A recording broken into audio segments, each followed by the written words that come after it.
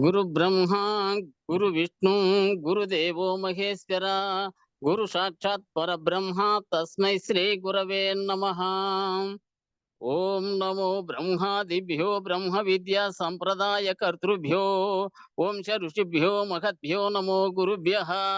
సర్వోపప్లవరహిత ప్రజ్ఞాన ఘన ప్రత్యగర్ధో బ్రహ్మైవాహమస్మి అహం పదార్థరహితః.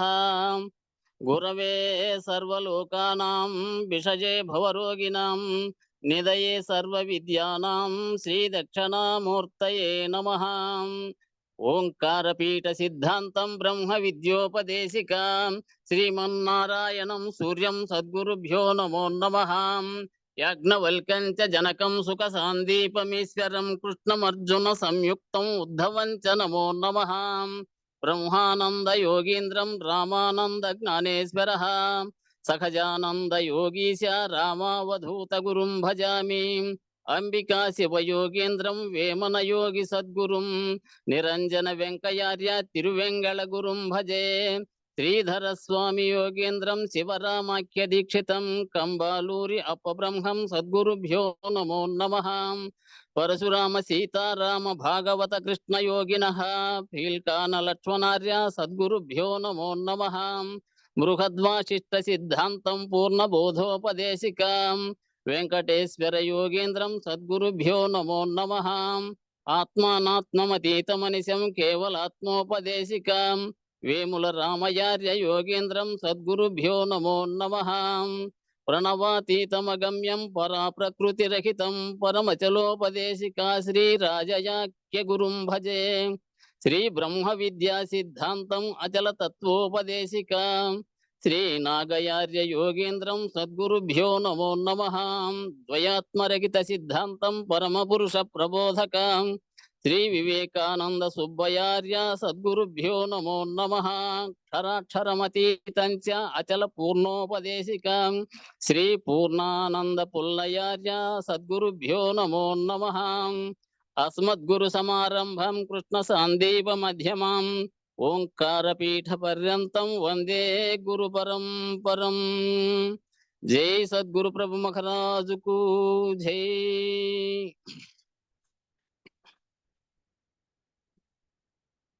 తస్కరుండొకటేయ ధనము చూపించేరు కవులకునొక తొర్రెగవ్వయివరు. కట్టుబోతుకు వెండి కడియాలనిచ్చేరు భిక్షగానికి సోడు బియ్యమివరు. తుత్తుకు బంగారు నత్తు చేయుతురు భార్యకు సింపుల బట్ట ఇవ్వరు.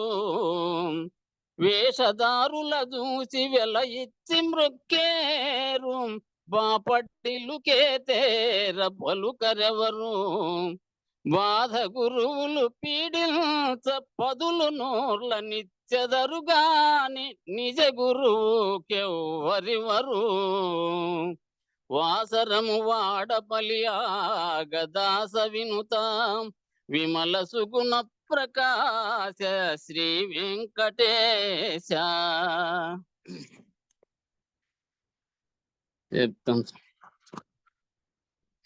సృష్టికి మూలము లేదండి స్పష్టముగా నరది నిజమండి.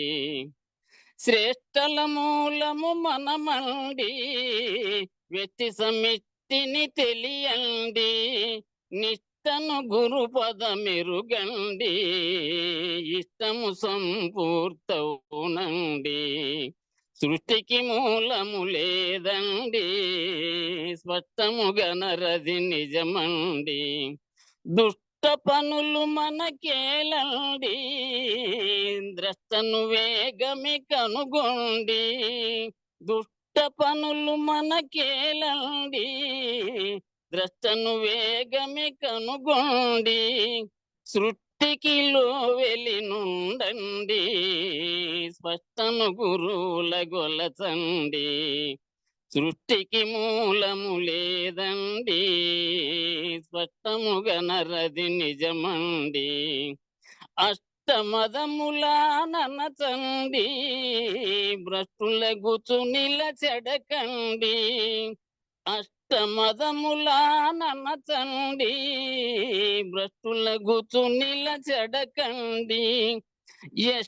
భోగములగానండి, దృష్టికి అద్దము నీడండి. సృష్టికి మూలము లేదండి, స్పష్టముగా నరది నిజమండి. తనువులను గానండి, శిష్టుల రక్షణ ప్రభువండి. తనువులను గానండి, శిష్టుల రక్షణ ప్రభువండి. ఇష్టమైతే నిధి తెలియండి, నిష్ఠూరము మనకేలండి. సృష్టికి మూలము లేదండి, స్పష్టముగా నరది నిజమండి. అష్టదళములను కంసండి, నుష్టికి పైనను జ్యోతండి. అష్టదళములను కంసండి, నుష్టికి పైనను జ్యోతండి. గుష్టికి ప్రణవము పలుకండి, గుష్టి బయలున నిలదండి. సృష్టికి మూలము లేదండి, స్పష్టముగా నరది నిజమండి. కష్టము మనకును లేదండి, అష్ట ప్రకృతులును లయమండి. కష్టము మనకును లేదండి, అష్ట ప్రకృతులును లయమండి.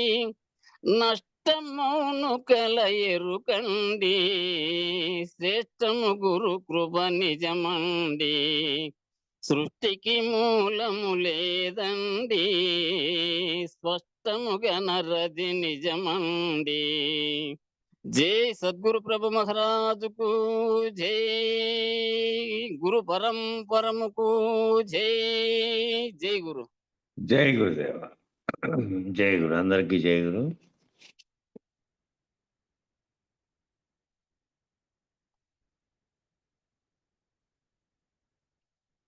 జై గురు. అందరికీ జై.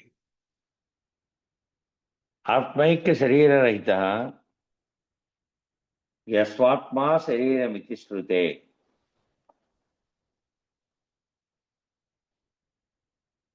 ఆత్మ శరీరం అనేది ఐక్యంగానే ఉండి పనిచేస్తున్నాయి, ఒకటి లేకపోతే ఒకటి లేదు, పరస్పరం ఆధారపడి ఉన్నాయి. చూసి గుర్తెరిగేది అహంకారం అనేది అహంకారమే. నేననేది లేకుండా ఉంటే ఇవన్నీ చేసేది లేదు, చూసేది లేదు, వ్యవహరించేది లేదు. వినేది అహంకారమే. నేననేటువంటిదే వింటోంది, నేననేదే చూస్తోంది, నేననేదే గుర్తెరుగుతోంది. శరీరం పరికరం అయినప్పటికీ అది చూస్తున్నది కంటితో, భావిస్తున్నదంతా, దాన్ని గుర్తిస్తున్నదంతా గుర్తెరిగేది గుర్తెరిగే చైతన్యమే. కాబట్టి అహంకారమే వింటోంది. అంటున్నది అహంకారమే, మాట్లాడేది అహంకారమే, భోజనం చేసేది అహంకారమే, రుచి అరుచి గుర్తెరిగేది ఇది బాగుంది, ఇది బాగలేదు, ఇది రుచిగా ఉంది, ఇది రుచిగా లేదు అని చెప్తున్నది కూడా, అని గుర్తెరుగుతున్నది కూడా అహంకారమే. కాబట్టి అహంకారము ఎరుక ఒక్కటే. ఆ రెండు వేరువేరుగా ఉన్నాయనకూడదు. ఆ రెండు ఒక్కటే. అహంకారము ఎరుక ఒక్కటే. ఎరుకే చిద్రూపము. ఆ చిత్తం అనే మనసు రూపం ధరించినది ఎరుకే. శ్రీమన్నారాయణ రూపము అన్నీ అదే. అహంకారం లేకుంటే పరమపదం. ఆకారం అనే అహంకారం నేననేది గుర్తెరిగేది కనుక లేకుంటే, మూలం లేకుండా గుర్తెరిగేది లేకుంటే, నీవు నేననేటువంటి ద్వంద్వాలు కానీ, జగత్ అనేది కానీ, ప్రపంచం అనే దృశ్యమే లేదు. ప్రపంచం అనే దృశ్యమే లేకుండా పోతే ఏముంది? స్వతసిద్ధంగా ఉన్నది ఎప్పటికీ ఎటువంటి మార్పు చేర్పులు లేకుండా పరమపదంగా ఉంది అది. అహంకారం లేకపోవడమే ముక్తి. ముక్తి అంటే అహంకారం లేకపోవడం. నీవుంటే నీకున్నటువంటి అహంకారం నేననేది నేనుంటే ఇంక సర్వ జగత్తు ఉంది. దృశ్యము ఉంది, బంధము ఉంది, ద్వంద్వము ఉంది, అన్నీ ఉన్నాయి. అన్నిట్లోనూ ఎక్కువ అన్నీ లేకపోవడమే కదా ముక్తి. ఏమీ లేకుండా ఉన్నటువంటి పరిపూర్ణం ఏ విధంగా ఉందో, సర్వవ్యాప్తమైందో, ఎట్టి చలనములకు గాని, ఎట్టి రాకడ పోకడలకు గాని కారణం కాకుండా అట్లా ఉంటే అది ముక్తి. కాబట్టి ఇవన్నీ పోతే తప్ప ఈ అహంకారం లేకపోతేనే ముక్తి అనేది. అహంకారము, జ్ఞానము ఒక్కటే. అజ్ఞానం పొందుతున్నది ఎవరు? నేననేది అంతకుముందు అజ్ఞానంగా ఉండి ప్రపంచంతో తాదాత్మ్యం చెంది విచారణ చెందిన తర్వాత అంతకుముందు ఉన్న అజ్ఞానమే జ్ఞాన రూపం సంతరించుకుంది. అజ్ఞానం తొలగిపోయి జ్ఞానం వచ్చింది. చీకటిగా ఉన్నది పోయి వెలుగు వచ్చింది. అంతే. అజ్ఞానము అది ఒకటే. గుర్తెరిగే చైతన్యమే అజ్ఞానం కూడా. అహంకారం లేకుంటే జ్ఞానం ఎటువంటిదో దేహమందున్న అహంకారం వదిలితే సరి. ఇక జ్ఞానం పొంది విచారంతో అజ్ఞానం పోగొట్టుకునేకంతా విచారణ చేసావు, జ్ఞానం పొందావు. ఏ జ్ఞానం పొందావో అదే గుర్తెరిగేటువంటి చైతన్యం, అదే ఎరుక, అదే మళ్ళీ బీజం. కాబట్టి అది లేకుంటే దేహమందు ఉన్నటువంటి అహంకారం వదిలితే దేహమందు నేనని భావిస్తున్నది ఏదైతే గుర్తిస్తోందో సకలమును దాన్ని వదలాలి. అనేక జన్మాదులు గలవు. అనేకమైనటువంటి జన్మాలు వస్తున్నాయి. ఆ జన్మాలు లేకపోవలే. దేనికి జన్మాలు అంటే దేహానికే జన్మం. చస్తే దేహం పోలేదా అని అందురేమో. పైదేవతి పోతే శరీరం పోయినదా, కూసం ఊడితే పాము చచ్చినదా, విత్తు ఉంటే చెట్టు కానేరదా, చెట్టు ఉంటే విత్తు కానేరదా, చెట్టు పోతే విత్తు పోదు కదా, విత్తు పోతే చెట్టు పోవును. విత్తుకు చెట్టుకు భేదమా అంటే రెండు ఒకటేను. కాబట్టి అనేక జన్మాదులు గలవు. ఈ జన్మాలు వస్తున్నాయి దేనికి? శరీరం ఇడపోతోంది, చెట్టు అనుకోది, దాని ఇత్తనం అట్లాగే ఉంది. అది మళ్ళీ మొలకెత్తుంది, మళ్ళీ ఇది ఇత్తనాలు తయారు చేస్తుంది. కాబట్టి దేనికి జన్మాలు అంటే దేహానికే జన్మము. చస్తే దేహం పోలేదా అని అందురేమో కానీ పైదేవత పోయితే శరీరం పోయిందా, కూసం ఇడితే పాము చచ్చిందా, పై చర్మం పోయింది. విత్తు ఉంటే చెట్టు కానేరదా, విత్తు ఉంటే మళ్ళా చెట్టు ఎప్పుడో ఒకసారి అవుతుంది. చెట్టు ఉంటే కూడా విత్తు అవుతుంది. చెట్టు పోతే విత్తు పోదు, విత్తు పోతే చెట్టు పోను. విత్తనం పోతే చెట్టే తయారు కాదు కాబట్టి మళ్ళీ విత్తనం తయారు చేసేదే లేదు. విత్తుకు చెట్టుకు భేదమా? రెండు ఒకటేను. ఈ శరీరం ఎలాంటిదనగా అరటి చెట్టు వంటిది. అన్ని పొరలే. ఒక పొర పోతే అన్ని పొరలు పోవును. ఆ పొర పోయినట్టే ఉంటుంది, తిరిగి ఆ పొర కమ్ముకుంటుంది. ఎన్ని పొరలు పోతేనేమి ఏ పొర పోయినా ఆ పొర తిరిగి ఉండనే ఉన్నది. దానికి అనేక పిలకలు పుడతాయి. ఈ పిలకలన్నీ వనమైంది. అరటి చెట్టు దానికి పైన పొరలు పోయినప్పటికీ, నేలకు కొట్టేసినప్పటికీ కిందుండే ఆ గడ్డ అట్లే ఉంటే అనేక పిలకలు పుడతానే ఉంటాయి. నువ్వు పైనుండే పొరలు తీసేయి లేదా నేలకు కొట్టేగాక ఆ కింద గడ్డ ఉన్నంతసేపు మళ్ళీ మొలకలు వస్తూనే ఉంటాయి. ఆ పిలకలు పుడతానే ఉంటాయి. అవే మళ్ళా వనం అయిపోతుంది. ఆ వనంలో మొదటి చెట్టు ఏది, తర్వాతది ఏదో కూడా ఏ విధంగానూ కనపడదు. అన్నీ గుంపోయి అన్నీ పెరుగుతాయి. అన్నీ మొదటి చెట్లే అవుతాయి, అన్నీ చివరి చెట్లే. అందుకు ఒక దృష్టాంతం. ఒక వనమునందున ఒకటి అరటి చెట్టు, దానికి కొమ్మలు కాయలు అనేక సంవత్సరం నుంచి ఉంది. అనేక సార్లు చెట్టు పొరలన్నీ విడిపోయి మళ్ళీ కొత్తవి వస్తున్నాయి, కొత్తవి కాస్తున్నాయి, కొత్త దానిలకు మళ్ళా పోతున్నాయి. అట్లా గుట్టలుగా ఏర్పడాను. ఎన్ని పొరలు విడిపోయినా, ఎన్ని గుట్టలు పడినా, చెట్టు అలాగే ఉన్నది. చెట్టు విస్తరించి దొడ్డి ఎంత ఉంటే అంతా విస్తరించింది. ఎప్పటికప్పుడు అది కొట్టేస్తా అంటే అసలు కొట్టేస్తే పక్కనుండే పిల్లకి మళ్ళీ కాస్తా ఉంటుంది. అట్లా కాకుండా వదిలేస్తే దాని పక్కన విస్తరించుకుంటానే ఉంటుంది. ఎన్ని పొరలు ఇడిపోయినా ఎన్ని గుట్టలు పడినా చెట్టు ఏమో అట్లాగే ఉంది. దొడ్డి మొత్తం విస్తరించుకుంది. చెట్టు ఆకులు నడిమికి కొట్టిన కొన్ని రోజులు యథాప్రకారంగానే ఉండే. నేల తవ్వి బొత్తిగా తీసేసి అలాగే శరీరం 1 గాని 2 గాని 3 గాని లేవు. ఒక శరీరమునకు అనేక తొడుగులు ఊడిపోవుటే మరణమని అంటారు. అట్లా ఈ చెట్టు అనేకంగా పుట్టించుకున్నటువంటి దానిని పొరలు తీసేశారు. మళ్ళా చెట్టును నరికేశారు. పోలే. మళ్ళీ యథాప్రకారం పిలకొచ్చింది. తవ్వి తీసేశారు. తవ్వి తీసేస్తే కింద మూలంగా ఉండేటువంటి గడ్డ లేకపోతే రాదది పిలక. అనేక పిలకలొచ్చేటివి. నేలను తవ్వి ఒత్తిగా తీసేశారు. అలాగే శరీరం 1 గాని 2 గాని 3 లేవు. ఒక శరీరమునకు అనేక తొడుపులు ఊడిపోవుటే మరణమంటారు. ఈ శరీరానికి ఉండేటువంటి అనేకంగా ఉన్నటువంటి బంధాలన్నీ పోతే దానిలకు కారణమైనటువంటి విత్తనంగా ఉండే ఆ గడ్డ ఏదైతే ఉండి పిలకలు పుట్టిస్తోందో అది పోతే ఇక అది ఊడిపోవుట మరణము అని అంటారు. దానికి కారణమైన విత్తనం కూడా పోతే అది మళ్ళా మొలకెత్తేకి అవకాశం లేదు. అది మరణం కాదు. కుకుడు వేళ్లతో పోవాలంటే శరీరం ఒట్టిదనుకోరాదా? ఒట్టిదని గట్టి చేస్తే ఒక జన్మైనా లేదు. శరీరం ఒట్టిది. శరీరంలో భావించే ఎరుక ఏదైతే ఉందో అది చైతన్యంగా ఉండి దీన్ని పనిముట్టుగా వాడుకొని కర్మలను చేయించింది. దాని ఫలితంగా ఇది మళ్ళా స్వచ్ఛ శరీర రూపంలో ఉండి ఇత్తనంగా ఉండి మళ్ళీ పోయి జన్మెత్తడానికి కారణమవుతుంది. కాబట్టి మొత్తంగా పోవాలి.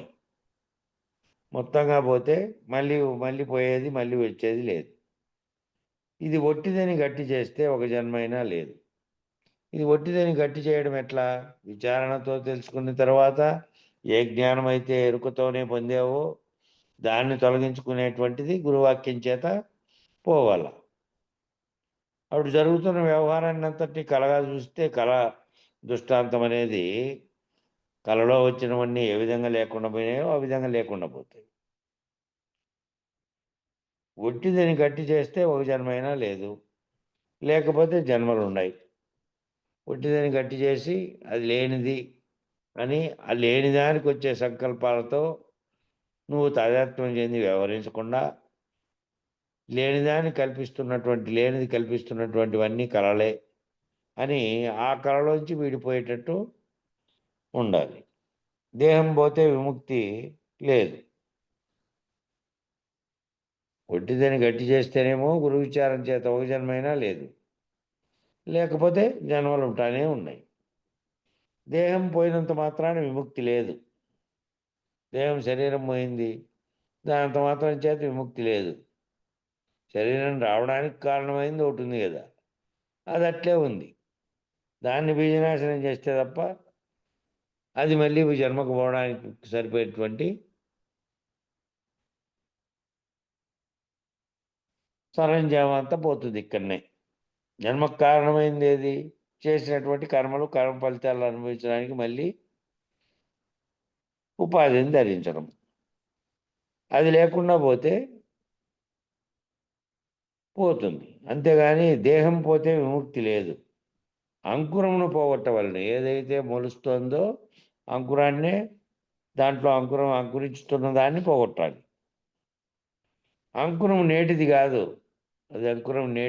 ఇంకా అది ఎలాగున వచ్చినో మూలం లేకుండా వచ్చింది. ఎలాగున పోతున్నదంటే అది ఎలాగున పోతుంది? అంకురం పోగొట్టుకోవాలంటే అట్లా శరీరం పోతుంది.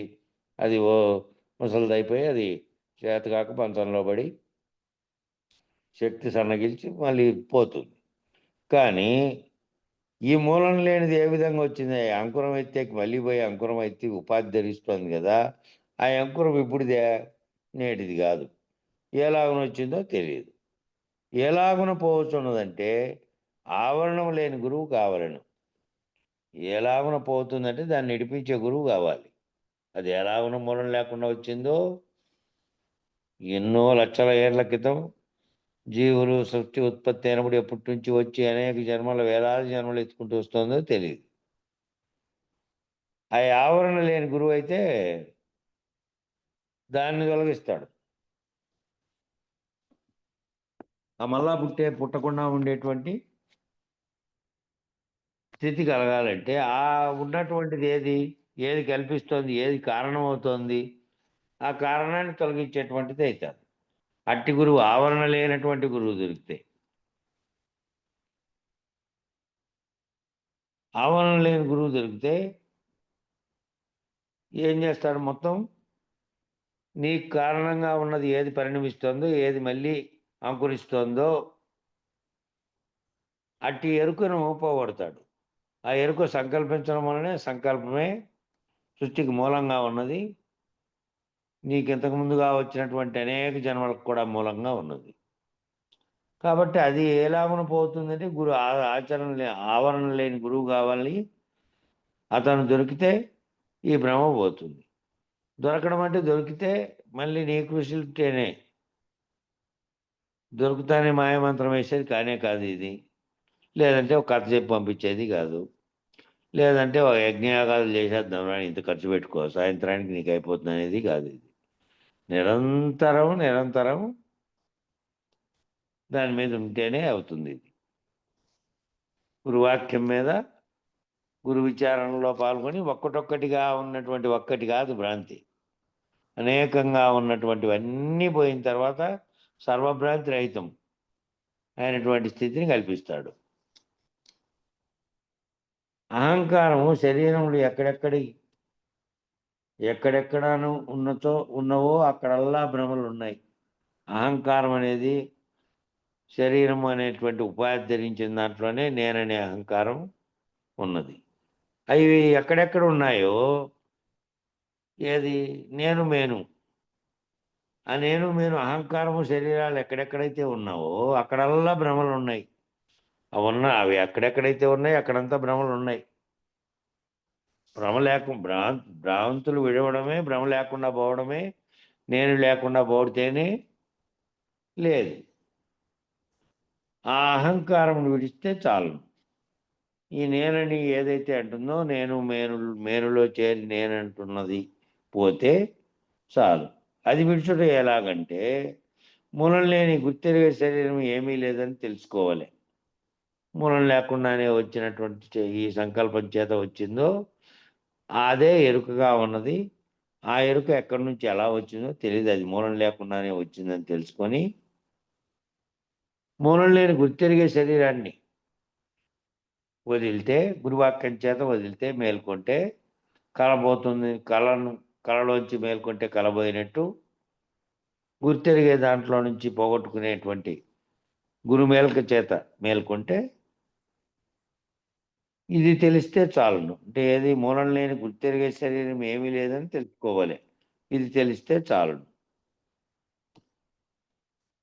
ఈ కందార్థం ఒకటి ఉదాహరణ ఇచ్చారు. 83వది. అన్నపు సృష్టాంశము మనసు అన్నగా నీరంబు ప్రాణం ఎరుగుము. ఈ రెండు ఎన్నడు కలిగేవో నాడే సున్నసుమి ఎరుక మాట సుగుణ సంపన్న కలసుటే ఎరుక. ఆ రెండు కలవుటే ఎరుక, కలుసుటే ఎరుక.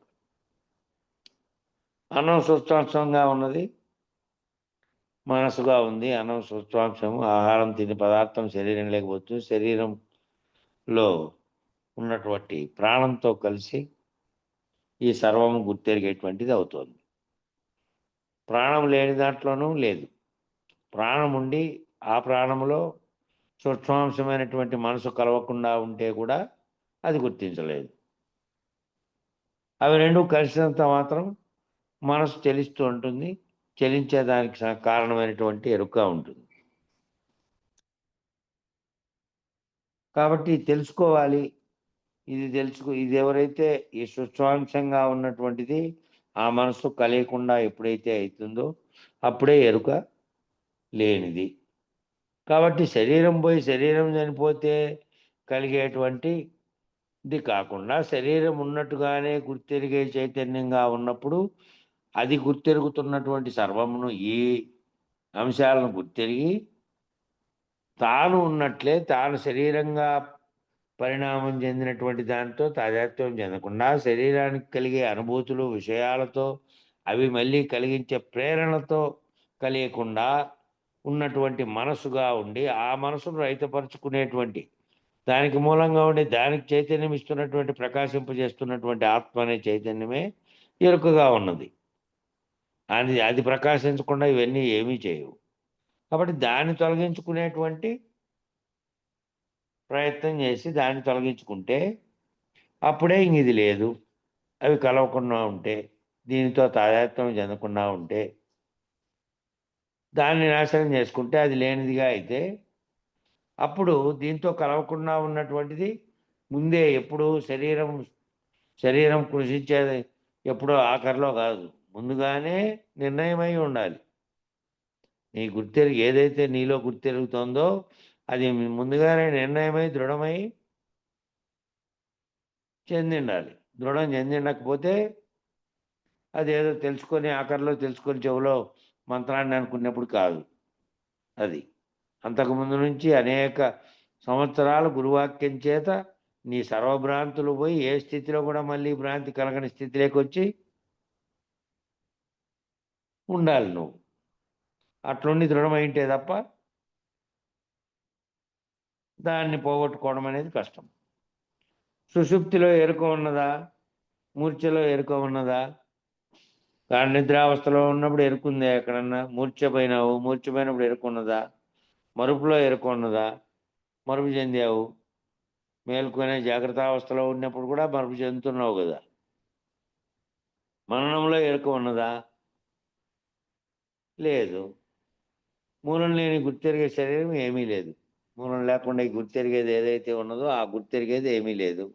ఈ 4 అవస్థల్లో లేనట్లే ఆ జాగ్రత్త అవస్థలో మేల్కొని ఉండగానే మరుపు వస్తున్నట్టే అది లేదు. అది లేనిది.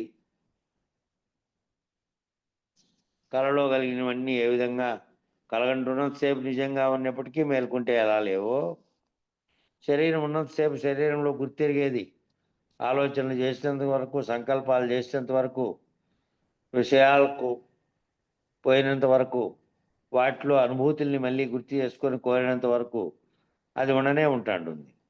వాటన్నిటికీ శరీరంలో ఉండే వాటన్నిటికీ కారణమైంది అదే, గుర్తు చేస్తున్నది అదే, దానితో పొందుతున్నది అదే, చేయిస్తున్నది అదే, వ్యవహరిస్తున్నది అదే. కాబట్టి అది పోతే అది గుర్తెరిగే శరీరం ఏమీ లేదని తెలిసినటువంటి ఏమీ లేదని గురువాక్యం చేత పోగొట్టుకోగలిగి తాను రైతులైతే ఇక కనపడని కనపడకపోని ఉండని ఉండకపోని దాంతో నువ్వెప్పుడు దాంతో తాదాత్మ్యమే చెందవు. అంత కళ జరుగుతుంది. మళ్ళా సుదీర్ఘమైనటువంటి ఈ కళ జరుగుతుంది అనే భావనలో ఉంటావు. ఓం జీవేశ్వరైక్య జ్ఞానం. జీవుడు ఈశ్వరుడు ఐక్యమైనటువంటి జ్ఞానం. ఈ జ్ఞానమే బ్రహ్మస్వరూపం. ఈ రెండు ఏకమై ఉన్నాయి. ఈ ఏకమై నువ్వే అది అయి ఉన్నావు. జీవునికున్న కించిజ్ఞత్వ లక్షణాలను పోగొట్టుకుంటే సమిష్టికర్తగా ఉన్నటువంటి ఈశ్వరునికి ఉన్నటువంటి ఏదైతే శరీరం లేకుండానే సర్వవ్యాప్తమైనటువంటి చైతన్య స్థితిలో ఉన్నదో, సర్వజీవుల్లోనూ ఉన్నదో, బ్రహ్మాండమంతా నిండి ఉన్నదో అదే నీవు అని తెలుసుకోవడమే ఆ జ్ఞానము. మరి జీవేశ్వర ఐక్య జ్ఞానం తెలుసుకున్న తర్వాత ఈ జ్ఞానం ఏమవుతుంది? భ్రమలు కలిగించడానికి కూడా కారణమవుతున్న జ్ఞానం అదే. దీంతో దేహంతో ఉన్నప్పుడేమో దేహంతో తాదాత్మ్యం చెందినప్పుడు అనేక భ్రమలు కలిగాయి. దాని వీడిని స్థితిలో ఉన్నప్పుడేమో నేనే బ్రహ్మను అనే స్థితికి, నేనే ఈశ్వరుని, నేనే జీవుడుగా తాదాత్మ్యం చెందినందువల్ల జీవలక్షణాలుగా ఉన్నటువంటి వాటితో వ్యవహరించినాను. కాబట్టి బ్రహ్మస్వరూపం పోతే ఈ జ్ఞానమే బ్రహ్మస్వరూపము, జ్ఞానమే పరబ్రహ్మస్వరూపము, జ్ఞానమే పరమాత్మ. గుర్తెరిగేది నేను. ఆ గుర్తెరిగేదే జ్ఞానంగా ఉంది. కాబట్టి నేనే సర్వవ్యాప్త చైతన్యంగా ఉన్న పరమాత్మ, పరబ్రహ్మ, బ్రహ్మము అనేటువంటి అనేక పేర్లు అనేక పదాలతో పిలిచినప్పటికీ ఆ గుర్తెరుగుతున్నదనే జ్ఞానం అనేది నేనే. జ్ఞానం కంటే గొప్పది లేదు, దొడ్డది లేదు అంటే గొప్పది లేదు. జ్ఞానం కంటే దొడ్డది లేదు. సాక్షి అంటే గుర్తెరిగేవాడే. ఆ గుర్తెరుగుతున్నటువంటి వాడే సాక్షి. వాడే సాక్షి స్వరూపంగా ఉన్నటువంటి నేనే బ్రహ్మమును, ఈ మిగిలిన ప్రపంచం అంతా మిథ్య మాయగా ఉన్నది అని అంటే ఆ నేనే గుర్తెరుగుతున్నది నేనే కాబట్టి గుర్తెరుగుతున్న దానిని గుర్తెరిగేదానికి ఏదైతే మూలం లేకుండా కల్పితమైందో సంకల్పం అనేది దాని స్వరూపమే అది. సాక్షి అంటే గుర్తెరిగే చైతన్య స్వరూపం. గుర్తెరిగేవాడేమో సాక్షిగా ఉంటే ఈ శరీరంలో చేరుకొని అన్ని చేపిస్తున్నటువంటి చైతన్య స్వరూపిణి కావడం సాక్షి. సాక్షి వర్జిత అంటే మాయారహితం. సాక్షి కూడా లేకుండా పోతే ఏ ఏ మాయ అయితే సృష్టికి కారణమైన సంకల్పం కలుగుతానే అంతటినీ లేనిదాన్ని తోపింపజేయడానికి కారణమైందో అది లేకుండా పోతుంది. సాక్షి వర్జిత అంటే మాయారహితం, అవిద్యారహితం, ప్రకృతి ద్వైదోషరహితం, ద్వైదోషరహితం. కాబట్టి సాక్షి వర్జిత అంటే సాక్షి కూడా లేకుండా పోతే ఏమవుతుందంటే మాయ లేకుండా పోతుంది, అవిద్య లేకుండా పోతుంది, ప్రకృతి ద్వైదోషం అనేటువంటి రెండుగా తోచేటువంటివన్నీ లేకుండా పోతాయి. క్షరము లేదు, అక్షరము లేదు. ఏదైతే శరీరంగా ఉందో అది లేదు. దాంట్లో ఉన్నటువంటి మూలం లేని గుర్తెరిగేది వచ్చి సర్వచర్యలు చేయించడానికి కారణమైందో అది లేదు. అన్నీ రెండుగా ఉన్న ద్వంద్వాలు లేకుండా పోతే నేను అనేదే లేదు కాబట్టి మూలం లేని గుర్తెరిగేది లేదు. అది లేనప్పుడు అప్పటికీ ఉండేది ఎట్లాగో ఉంది. ఉండేది స్వతసిద్ధమై ఉన్నది. ఉండేది దాంట్లో ఏ కల్పనలకు తావులేదు. ఉండే దాంట్లో ఏ రాకడా పోకడలకు తావులేదు. అటు స్థితిలో అది ఉంది. కాబట్టి ఇది పోతే ఇది విచారణ చేత సర్వము తెలుసుకొని సర్వమును విచారించిండేది ఇదే. ఈ జ్ఞానం అనేదే విచారించింది. ఈ జ్ఞానం అనేదే ఈ ప్రకృతి ద్వైదోషాన్ని కల్పించింది. సాక్షిని అనే అదే. సాక్షి వర్జిత అంటే మాయారహితం అయ్యేది. ఏది పోతుంది? జ్ఞానం పోతేనే మాయారహితం అవుతుంది. ఏ జ్ఞానం చేత సర్వమును గుర్తించారో, ఏ జ్ఞానం చేత సర్వమును సంకల్పించబడిందో సృష్టితో సహా అంతా పోవాలి అంటే మాయారహితం, అవిద్యారహితం, ప్రకృతి ద్వైదోషరహితం అన్ని రహితం కావాలి. క్షరోపాద్వైతం. క్షరుడు నీలో చేరి నీలోనే గుర్తెరుగుతూ నీతో సర్వచర్యలు చేయిస్తున్నటువంటిది కారణమైనటువంటిది క్షరము. అక్షరంగా శరీరంగా ఉండే క్షరము అక్షరంగా ఉండి దాంట్లో ఉండి చేయిస్తున్నది. అక్షరంగా ఉండేదే విత్తనం, అదే మళ్ళీ జ్ఞానం, అదే మళ్ళీ రేపటి సంకల్పానికి రేపటి జన్మకు కారణమైనటువంటి వస్తువు. కాబట్టి దాన్ని పోగొట్టుకుంటే ఇంక లేదు. సర్వద్వందములు పోయినట్టు. ఇక ఎప్పుడు చస్తానా అంటే గురువు చెప్తున్నాడు, ఎప్పుడు విచారిస్తే అప్పుడే. శరీరం చచ్చేది కాదు. నువ్వు విచారించి నీలో ఏది గుర్తెరుగుతుందో అది చావాలి. ఈ శరీరం ఎప్పుడైనా చావని. ఏది గుర్తెరుగుతుందో ఎప్పుడు విచారిస్తే అప్పుడే ఆ గుర్తెరిగేదాన్ని గురువు చేత విచారించి దాన్ని రహితపరుచుకుంటే ఇంకప్పుడే శరీరం ఉన్నట్టుగానే చావుకు ముందే చావు వచ్చినట్టు అనే పదం వచ్చినది అదే. శరీరంగా ఉన్నప్పుడే నేననేది లేదు. నేనని వ్యవహరిస్తున్నది, సర్వము చేస్తున్నదంతా నేననేది కాబట్టి అది లేదు, అది చచ్చింది అన్నట్టు. కాబట్టి ఎప్పుడో శరీరం చచ్చేది అప్పుడు కాదు, ముందుగానే విచారిస్తే ఎప్పుడు పోతుందో అప్పుడే పోయింది అంతే. గురువాక్యం చేత పోగొట్టుకోవడం. శిష్యుడు అడుగుతున్నాడు, కొందరు చస్తే ఏమీ లేదన్నారే, చస్తే ఇంకేమీ లేదు, ఊరికే చస్తే చాలన్నారే అంటే అలాగైతే గురువు ఎందుకు? విచారణకు ఫలమేమి? గురుమూలంగా విచారించిన వారికి ఇప్పుడు విచారిస్తే అప్పుడే, ఎప్పుడు విచారిస్తే అప్పుడే ఈ మూలం లేని గుర్తెరిగే శరీరం ఏమీ లేదు. ఇంతేగాని ఒక్కటైనా అవస్థ లేదు. ఈ రకంగా శరీరం చస్తే ఎప్పుడు చస్తే అప్పుడు లేదనేటట్టయితే అన్నీ చస్తున్నాయి కదా, అన్ని జీవులు చస్తున్నాయి ఊరికే తమంతకు తామే రకరకాల పద్ధతుల్లో శరీరం అయిపోయి ఆ రోగ కారణంగా లేదంటే వేరే రకమైనటువంటి మృత్యువు కబలించడం రకరకాలుగా పోతున్నాయి. ఏమీ చేయకపోయినా పోతున్నాయి. దాని కాల వ్యవధి ఎంతైతే ఉంటుందో ఆ శరీరానికి అది పోతానే పోతున్నాయి. మరి అట్లా పోయినప్పుడల్లా ముక్తి వస్తుందా? అట్లా పోతే అట్లా చనిపోయేటట్టయితే ముక్తి వచ్చేటట్టయితే గురువెందుకు? విచారానికి ఫలమేమి? అట్లా పోయినప్పుడు ముక్తి వచ్చేటట్టయితే ఈ విచారణ అంతా ఎందుకు? అన్నీ వస్తూనే ఉన్నాయి కదా. సర్వజీవులు బ్యాక్టీరియా దగ్గర నుంచి ఒక్కోదానికి ఒక కాల పరిమితి. ఓ దోమ ఉంది, ఓ 8 రోజుల్లో నుంచి 16 రోజు వరకు ఉత్పత్తి చేసి 16 రోజు 15 రోజు లేదంటే అంతకంటే ముందు కూడా పోతుంది. ఇంకో కొన్ని రకాల బ్యాక్టీరియా కొన్ని గంటలు మాత్రమే ఉంటుంది, ఉత్పత్తి చేస్తుంది. ఆ కొన్ని గంటల్లోనే మళ్ళా కొంత ఉత్పత్తి చేసి పోతుంది. అట్లా రోజుల తరబడి ఉండేటివి తిమింగలాలు ఉన్నాయి. ఇప్పటి వరకు గుర్తించిండే మహా తిమింగలాలు 240 250 దాకా ఉన్నాయి సంవత్సరాలు తిమింగలాలు సముద్రంలో ఉండేటివి. ఇంకా మానవుడు ఎక్కడో కొన్ని చోట్ల అసాధారణమైన స్థితిలో మొన్ననే ఈ మధ్య కరోనా తరువాత 2 ఏళ్లకు చనిపోయాడు ఆయన. 236 ఏళ్ళు ఆయన జపాన్లో.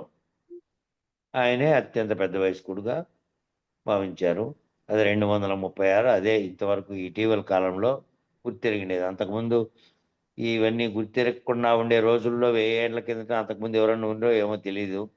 ఇటీవల కాలంలో కరోనా తర్వాత చనిపోయారు జపాన్లో ఒక ఆయన 236. కాబట్టి కాలానికి కాలంతో పాటు శరీరం ఉండే స్థితిని బట్టి ఎప్పుడైనా చావని, శరీరం శుష్కించిన తర్వాత దాన్ని బట్టి వస్తుంది ఆ ముక్తి.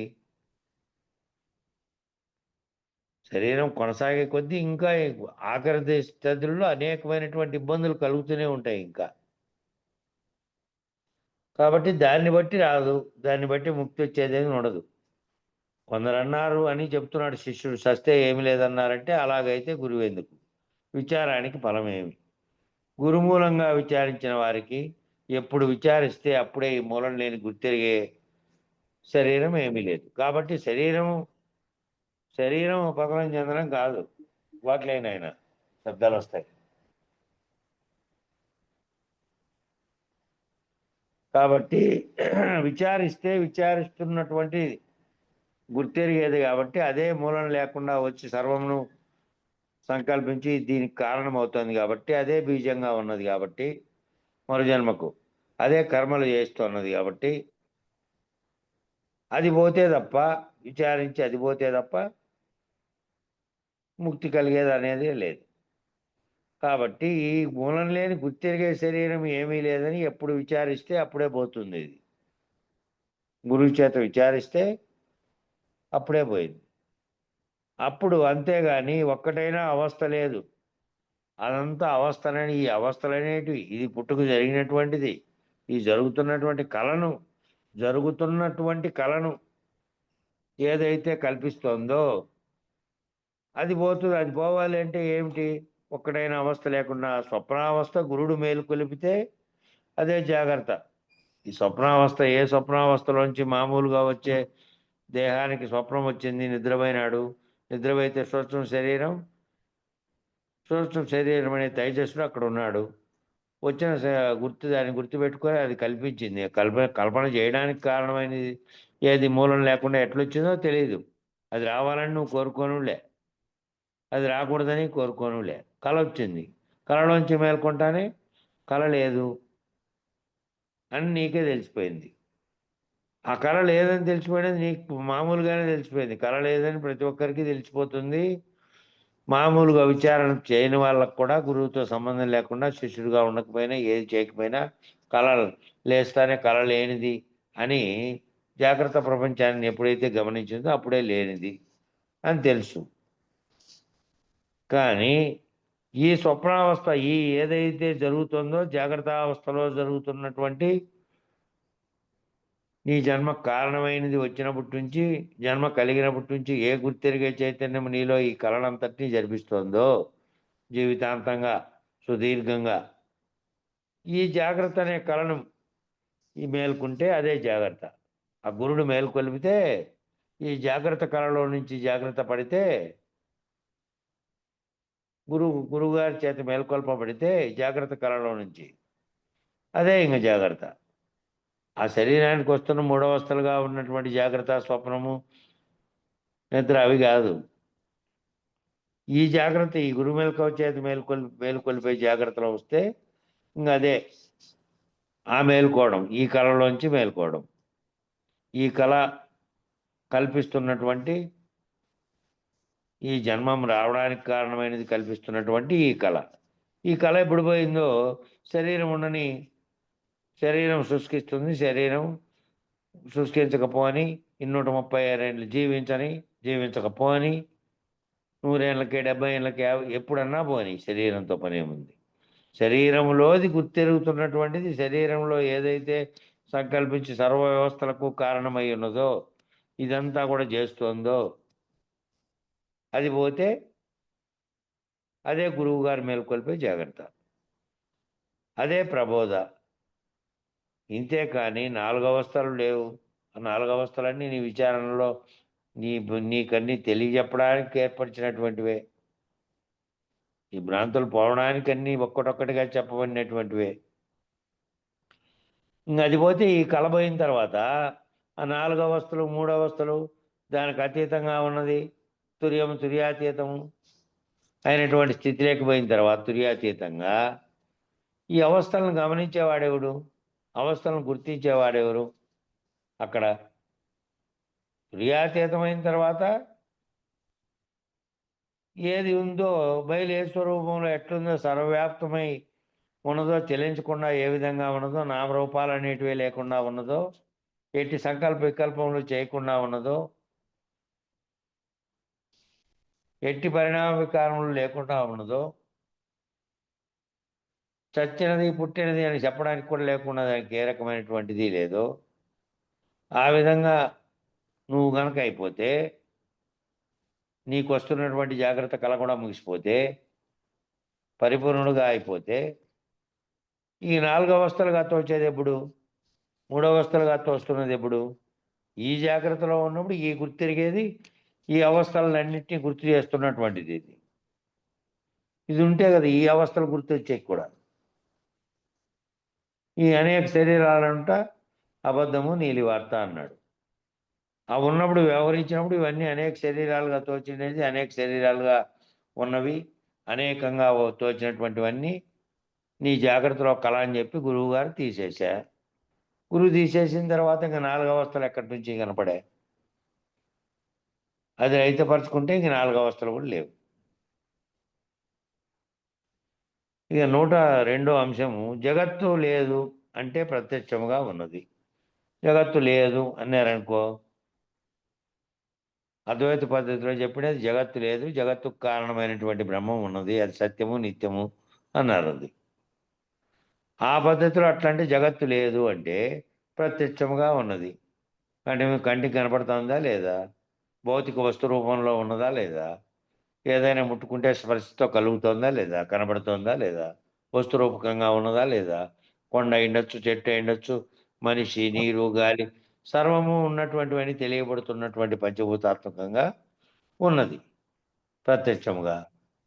అంటే చూడంగానే ఏమీ లేదు, చూస్తే ఏమీ లేదు. గురు కటాక్షం చేత ఉన్నది ఉన్నట్టు తెలిపితే ఉంటే ఉండని, లేకుంటే లేకపోని, దాని జోలి తనకు పని లేదు.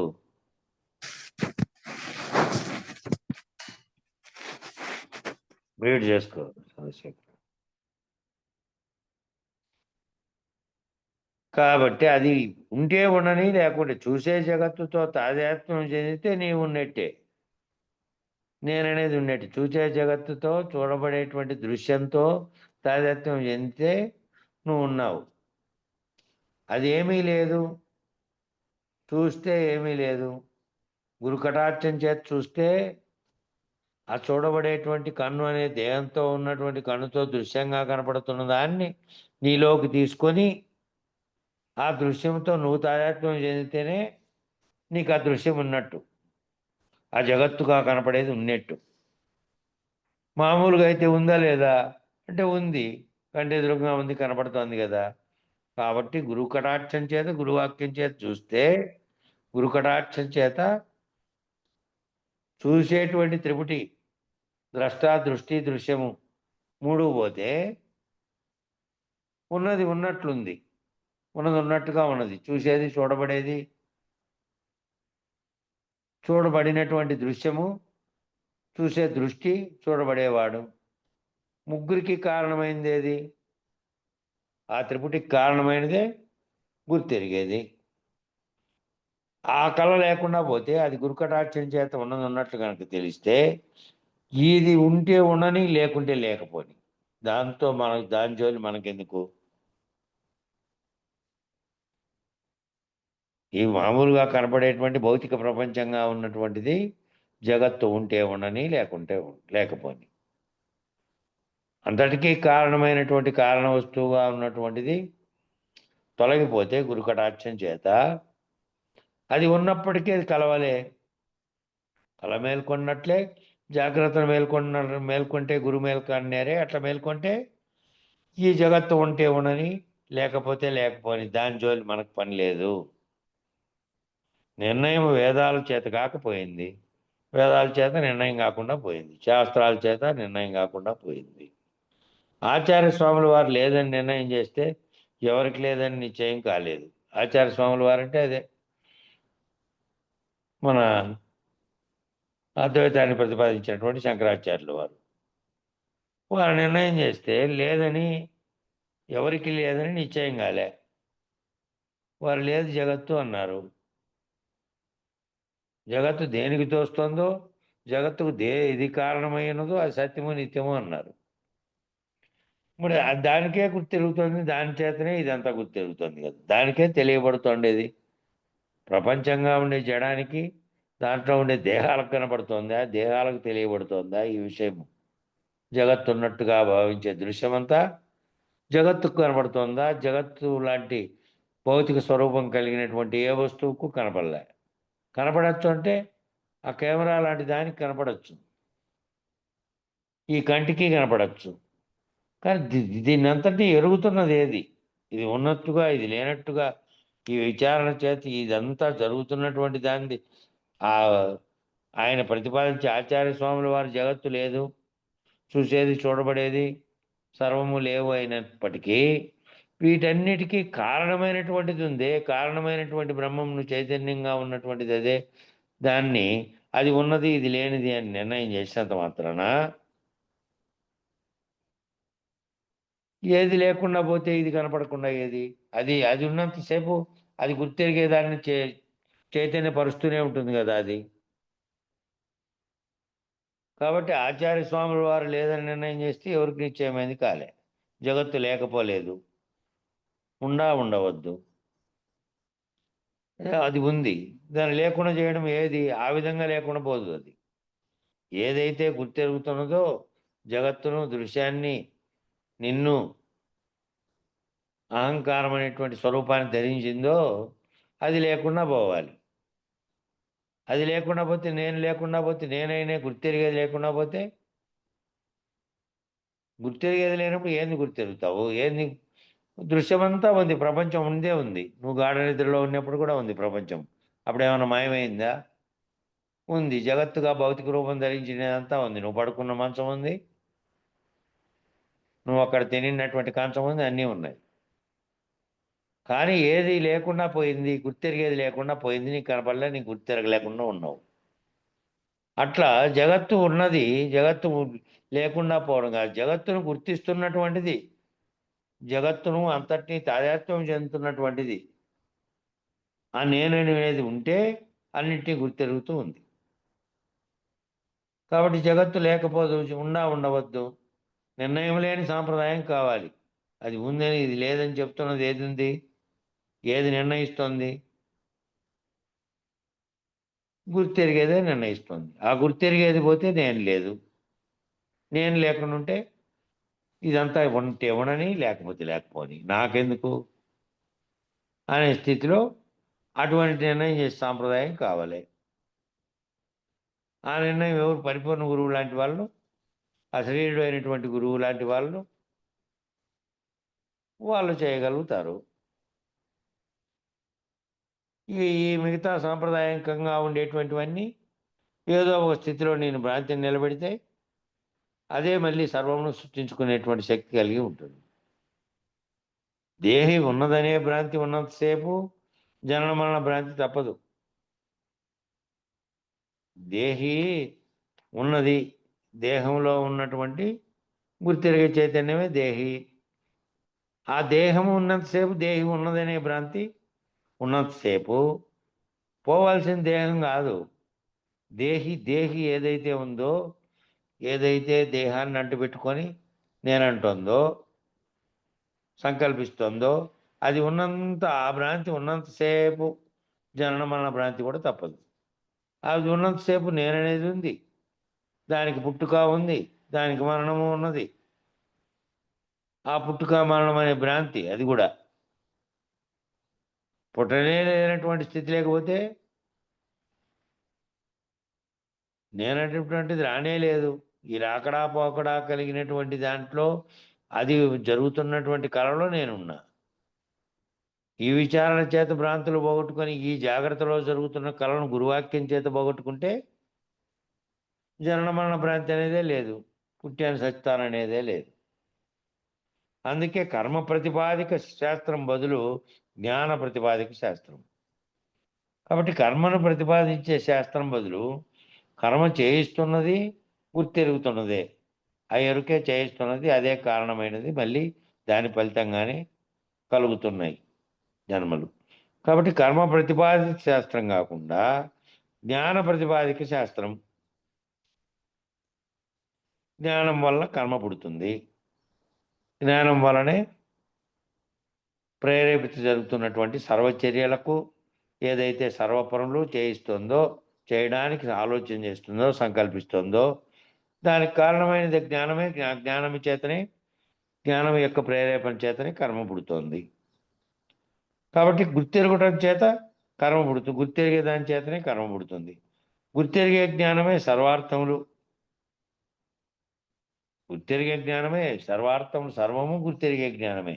అది పేరు పెట్టినా, పేరు లేకపోయినా, కనబడే దృశ్యంగా ఉన్నా, వ్యవహరించినా, చలించినా, చేయించినా, ఏం చేసినా గుర్తెరిగేదే. గుర్తెరిగే జ్ఞానం లేకుండా ఏది చేయదు. నేనని ప్రవర్తించేదే స్వతసిద్ధమైనటువంటి జ్ఞప్తి. ఆ నేనంటున్నది అది అట్లా ప్రవర్తిస్తున్నది, ఆ లోపల ఉన్నటువంటి ఆ జ్ఞప్తి ఏదైతే ఉందో జ్ఞానం స్వతసిద్ధమైంది, అదే బ్రహ్మస్వరూపంగా ఉంది, అదే ఆత్మగా ఉంది, అదే జీవుడుగా ఉంది, అదే ఈశ్వరుడుగాను ఉంది. గుర్తెరిగేదే. గుర్తెరిగే జ్ఞానానికే కదా ఇవన్నీ. గుర్తెరిగే జ్ఞానమే గ్రహిస్తోంది, గుర్తెరిగే జ్ఞానమే పేర్లు పెట్టింది, గుర్తెరిగే జ్ఞానమే వ్యవహరిస్తోంది. గుర్తెరిగే జ్ఞానానికే సకల ఉపదేశాలు. ఈ ఉపదేశం అంతా ఏమిటికి? ఈ చెబుతున్నదంతా విచారణ అంతా, ఈ విచారణ చేత తెలియబడటం అనేది జరుగుతున్నదంతా, తెలియబడటం చేత అజ్ఞానం తొలగుతున్నదంతా, మళ్ళీ జ్ఞానం దాని ప్రదేశంలో వస్తున్నదంతా కూడా జ్ఞానస్వరూపమే కదా.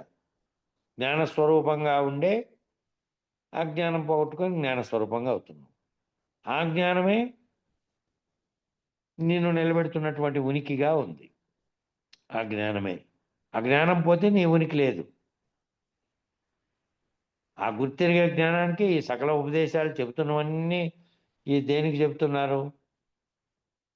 చెబుతున్నవన్నీ శరీరానికి చెప్పేటట్టయితే నిద్రపోతున్న వానికి మంత్రోపదేశం అన్నీ చేసినా చెబుతున్నే విచారణ చేస్తే తెలుసుకుంటున్నాడా? మేల్కొన్న వానికి చేస్తే వింటున్నాడా? కాబట్టి మేలుకున్న గుర్తెరిగేదానికి ఏదైతే గుర్తెరుగుతోందో దానికే ఈ విచారణ అంతా, ఉపదేశాలన్నీ దానికే. అంతేగాని జడంగా ఉన్న శరీరానికి ఉపదేశం, లేదంటే పండుకున్న దానికి చెప్తున్నటువంటిది, ఇంకోటి నిద్రలో ఉన్న దానికి చెప్తున్నటువంటిది కాదు. జాగ్రత్తలో ఏదైతే గుర్తెరుగుతున్నటువంటి జ్ఞానం ఉందో ఆ జ్ఞానానికే ఈ ఉపదేశం అంతా. చెప్పేది జ్ఞానమే, ఆ చెప్పేదాన్ని వింటున్నది జ్ఞానమే, ఉపదేశం పొందుతున్నది కూడా జ్ఞానమే, చూసేది జ్ఞానమే, వినేది జ్ఞానమే. అది ఎవరు ఎరుగుదురో వారు ఏం చేస్తారు? ఏం విడుస్తారు? ఎవరైతే ఎరుగుతున్నారో ఈ జ్ఞానాన్ని వారే చెప్తున్నారు, వారే వింటున్నారు. ఆ వింటున్న వారు ఎవరైతే ఎరుగుతారో వాళ్ళు ఏం చేస్తారు ఇంకా? ఏం విడుస్తారు అంటే, ఈ వింటున్న దాన్ని, కంటున్న దాన్ని, దానికి మూలమైనటువంటి గుర్తెరిగే ఎరుకను, ఆ జ్ఞానమే లోపల బయట ఉన్నదని చెప్పటం. అజ్ఞానము అంతర్బాహ్యాలు కల్పితం. అజ్ఞానం అనేది, జ్ఞానం అనేది ఒక దాంట్లోనే ఉన్నాయి. తెలియకముందు అది అజ్ఞానంగా ఉంది. అది విడిచిన తర్వాత జ్ఞానంగా అయింది. అయితే అజ్ఞానాన్ని గుర్తెరిగినది కూడా జ్ఞానమే. అది వేరుగా ఏం లేదు. అంతర్బాహ్యాలు కల్పితం అన్నీ ఇవన్నీ ఈ తిప్పలన్నీ గుర్తెరిగే మాయకే. ఇది అంతరంగా ఉంది, బాహ్యంగా ఉన్నదని, బాహ్యంగా అంతరంగా ఉన్నదంతా చెబుతున్నది కూడా ఇదే జ్ఞానమే. కాబట్టి ఈ తెప్పలన్నీ కూడా గుర్తెరిగే మాయకే. గుర్తెరిగే ఎరుక ఉన్నదే ఏదైతే సంకల్పించి సర్వము చేస్తున్నదో ఆ గుర్తెరిగే దానికే, ఈ గుర్తెరిగేటువంటి మాయకే ఇవన్నీ. దాని మహిమ ఏమని చెప్పవచ్చును? దాని మహిమ ఏమని చెప్పేది? అదే కల్పించి అదే అన్ని జన్మలకు, అన్ని సృష్టులకు, అన్ని రకాలకు, అన్నిటికీ కూడా మూలమై ఉన్నది. అదే ఉనికి. ఆ ఉనికే లేకపోతే ఆ గుర్తెరిగేదే లేదు. గుర్తెరిగేది లేకపోతే ఏదీ లేదింక. దేన్ని గుర్తించేది లేదు. కాబట్టి ఎరుకలేని ఆమె దాని మహిమ ఏమని చెప్పాలంటే, ఆ మహిమతోనే ఇవన్నీ కల్పించింది. పురాణములు, శాస్త్రములు, దానికి అతీతంగా అధిష్టాన దేవతలు,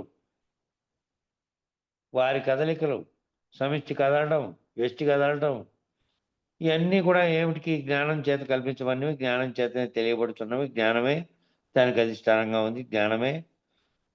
జ్ఞానమే లేకుండుంటే, జ్ఞానం లేకుండా ఉంటే అజ్ఞానంగా ఉంటే అని కాదు. ఏ జ్ఞానం చేత అన్నిటినీ గుర్తించినటువంటిది ఉందో దానితో అజ్ఞానం పోగొట్టుకొని, ఆ అజ్ఞానం పోగొట్టుకోవడానికి వెలుగు చూపినటువంటి జ్యోతిగా, చీకటిలో నడవడానికి దారి పోవడానికి పోయినటువంటి ఒక కాగడా పట్టుకొని వెళ్తున్నావు. అజ్ఞానం అనే చీకటి చేల్చుకుంటూ జ్ఞానం అనే జ్యోతితో పోతున్నావు. గమ్యాన్ని చేరుకున్న తర్వాత ఇంక అవసరం లేదు. కాబట్టి ఈ అజ్ఞానాన్ని పోగొట్టుకునేకి జ్ఞానం అనే దాన్ని ఆశ్రయించి, జ్ఞానం అనే దాంతో సర్వ విచారణ చేసిన తర్వాత ఏది అదే మాయగా ఉన్నది, ఆ జ్ఞానం అనేదే, దాంతోనే ఇదంతా గుర్తించిన తర్వాత ఇది మొత్తమే లేదు అని తెలియబడిన తర్వాత ఇంక దాంతో పని లేదు. తెలియబడిన తర్వాత. కాబట్టి ఈ గుర్తెరిగేదే మాయే. గుర్తెరిగేది ఈ తిప్పలన్నీ గుర్తెరిగే మాయకే ఉన్నాయి. దాని మహిమ ఏమని చెప్పవచ్చు? ఉన్నదంటే ఉన్నది. చూస్తే లేదు. చూస్తే ఏంది? దేనితో? గురువాక్యం చేత అన్వయించుకుంటే దానికి ఉనికి లేదు.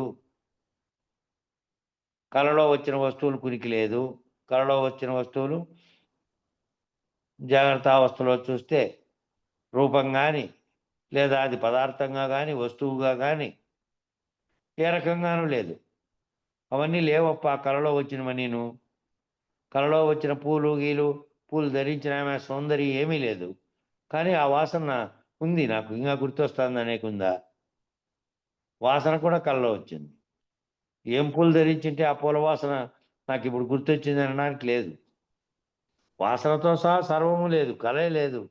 కల వల్ల మళ్ళా కలలో తోచినటువంటి వస్తువులకున్నటువంటి వాసనా స్వరూపం గూడా గుర్తుంది. మేలుకుంటా నేను అని లేదు. సమూలంగా లేదు.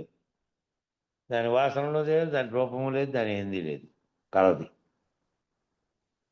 అట్లాగా గురుమెలకువతో చూస్తే ఈ వాసన, ఈ ఏదైతే మాయ చేత కల్పించబడినటువంటి మాయ మహిమ చేత చూడబడుతోందో, దృష్టి కలుగుతోందో, ఆ దృష్టితో చూస్తే లేదు. గురుమెలకువ చేత కలిగినటువంటి దృష్టితో చూస్తే లేదు. మామూలుగా కనపడే కంటితో చూసే దృష్టికి అన్నీ ఉన్నాయి. ఎరుక లేని గట్టి ఎవరికి కలదో వారు శుద్ధ పురుషులు. ఎరుక లేకుండా ఎవరైతే గట్టిగా అయిపోయినారో, ఎరుక లేనటువంటి స్థితిని తాము భావంలో పొందినప్పటికీ భావం గూడా లేదు. భావము భావాతీతం అయిపోయింది. భావములు 2 లేవు. అభావము, భావము 2 లేవు. భావాభావ మలిప్యతే, రెండు లేకుండా అయిపోయినటువంటి స్థితిలో లేవు. లేని స్థితిలో ఉన్నాడంటే లేకుండా ఏమున్నాడు మరి? లేకుండా గుర్తెరుగుతున్నటువంటి, లేకుండా వింటున్నటువంటి, లేకుండా అని అంటే దానితో తాదాత్మ్యం చెందకుండా జరుగుతున్న కళలో తాను పాల్గొంటున్నాడు, వింటున్నాడు, చేస్తున్నాడు అంతే. ఇప్పుడు చేస్తున్నటువంటి కళలో అట్లా ఎవరయ్యారో వాళ్ళు శుద్ధ పురుషులు. వాళ్ళు మళ్ళీ సంకల్పించడం కానీ, మళ్ళీ దాంతో తాదాత్మ్యం చెందడం కానీ, మళ్ళీ ఆశించడం కానీ, మళ్ళీ వ్యవహరిస్తున్నప్పటికీ అకర్తలై వ్యవహరిస్తూ ఉంటారు.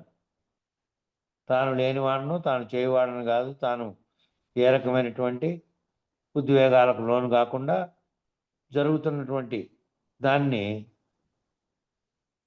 జరుగుతున్నప్పటికీ తన ముందర దానితో తాదాత్మ్యం చెందకుండా ఉన్నటువంటి స్థితి. మరుపు చెందిన వ్యక్తి నీ ముందరే ఇప్పుడు పోయినాడు కదా, ఆయన భుజం మీద వస్తువు పెట్టుకుని పైనే, ఒక ఆయన తంబూరా పెట్టుకుని పైన అంటే ఎవరు పోయారో, ఎవరు గుర్తు ఎరుగుతారు? దాన్ని నేను పట్టించుకోనే లేదు. ఆ దృశ్యాన్ని దృశ్యరహితున్నై ఉన్నట్టు ఉన్నాను, నా ముందర పోయినది నేను చూడలేదు అన్నటువంటి స్థితిలో ఉంటారు వాళ్ళు. ఎరుక లేక ఎట్టి కనపడిన దృశ్యంగా దాంట్లోకి తనలోకి తీసుకుని దృశ్యంగా దాన్ని మలుచుకోరు. ఆ గట్టి ఎవరికి కలిగిందో వాళ్ళే శుద్ధ పురుషులు. ఆ గట్టితనం అంటే ఎవరైతే ఆరుడత ఆ విధంగా చెందారో వాళ్ళు శుద్ధ పురుషులు. అంటే గుర్తెరుగుతున్నటువంటిదే పురుషత్వంగా ఉన్నది. అది ఎట్లుంది అంటే మలినం చెందకుండా శుద్ధత్వంతో ఉంది. మళ్ళీ దిగొచ్చిందా, మళ్ళీ బాహ్య ప్రపంచంగా ఉన్నటువంటి సర్వముతో వస్తుందా, మళ్ళీ మలినం చెందినట్లే లెక్క. మలినం చెందకుండా ఉన్నటువంటి శుద్ధ పురుషులు వారు జ్ఞానులు కారు, అజ్ఞానులు కారు. వాళ్ళు జ్ఞానులు కారు, అజ్ఞానులు కారు. జ్ఞానాజ్ఞానతీతులు. జ్ఞానము అజ్ఞానము రెండింటినీ తోచకుండా, తోచినప్పటికీ తోస్తున్నదంతా కలగా భావించి తాననే దాన్ని ఆ రెండిటికి అతీతంగా ఉన్నటువంటి స్థితిలో ఉన్నటువంటి వారు. తెలియబడే వరకే అవి రెండు ఉన్నాయి. అదే తెలియజెప్పింది, అజ్ఞానాన్ని పోగొట్టింది అదే. దీనికి విచారణ చేయడానికి, ఇది పోగొట్టడానికి గురువు గారికి కూడా కలిగినటువంటిది కూడా ఆ లేనెరుకే. ఆ ఎరుకతోనే గురువు కూడా లేకుండా చేస్తున్నటువంటి స్థితిని కల్పిస్తున్నాడు. అది కూడా దాని వల్లనే కలిగింది. కాబట్టి ఆ జ్ఞానము ఆ పోయిన తర్వాత, నీకు పోగొట్టిన తర్వాత ఆ గురువు కూడా లేడు అక్కడ. గురు స్వరూపంగా లేదు, సర్వవ్యాప్తమైనటువంటి బయలు స్వరూపంగా పరిపూర్ణంగా ఉన్నాడు. గురువు కూడా గుర్తెరిగే స్వరూపంగా లేరు. ఇదే ఉపదేశం, ఇదే. ఆ పేర అక్కడికి నిలబెడదాం, సరిపోయింది. మంగళం అప్పటికి ఉండినాను కదా, దివాకరున్నాయి. ఎవరెవరు మంగళం చెప్పండి ఈరోజు. ఎక్కడ బయటికి వాళ్ళన్నాడు కదా. మంగళం శ్రీ గురుదేవాయ మహనీయ గుణాత్మనే సర్వలోక శరణ్యాయ సాధు రూపాయ మంగళం. ఓం శాంతి శాంతి శాంతి. బోలో శ్రీ సద్గురు మహారాజ్ కి జై. జై శ్రీ వెంకటాంబ సమేత శ్రీ పూర్ణానంద పులయారులకు జై. జై శ్రీ ఇందుగల గురుభక్త మండలికి జై. జై గురు. జై గురు.